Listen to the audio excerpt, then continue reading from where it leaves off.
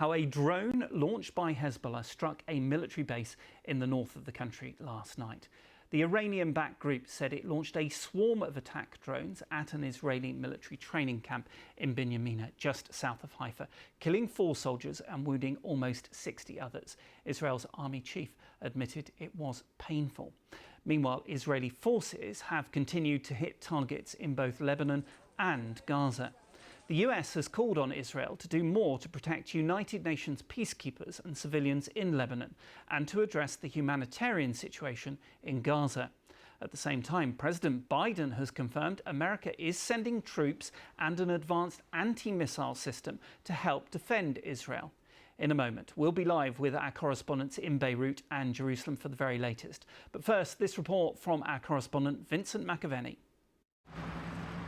The aftermath of what Hezbollah describes as a swarm of attack drones on an Israeli army training camp in Binyamina, just south of Haifa. Many of those injured were in a communal canteen when it was struck. Pictures on social media show a huge hole was torn in the roof. The Israeli Defense Forces say several soldiers were killed and more than 60 were taken to 8 regional hospitals in ambulances and helicopters. Some were critically injured. I arrived at the scene when there was already rescue forces giving treatment. I entered inside. The scene was very, very tough. Unpleasant incident. Dozens of victims with various degrees of injuries. Hezbollah said the attack was in response to Israeli strikes inside Lebanon on Thursday. It's unclear how the group, deemed a terrorist organisation by the UK, managed to evade Israel's sophisticated missile defence system, which normally counters the hundreds of missiles and drones fired by Hezbollah every single day. The weekend has seen tensions between not only Israel and Lebanon continue to rise, but also with the United Nations.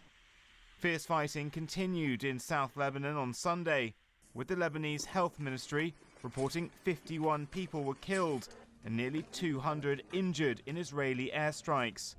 The UN also accused Israel of forcibly entering one of its bases in southern Lebanon, breaking down the main gate.